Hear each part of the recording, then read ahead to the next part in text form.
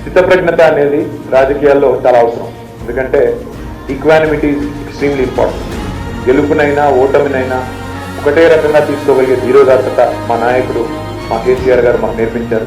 మళ్ళీ గోడకు కొట్టిన బంతి ఎట్లయితే మళ్ళీ తిరిగి అంతే వేగంగా ఎంతకొస్తుందో అంతే వేగంగా తప్పకుండా ప్రజల మన్నన తిరిగి పొందే విధంగా పనిచేద్దాం.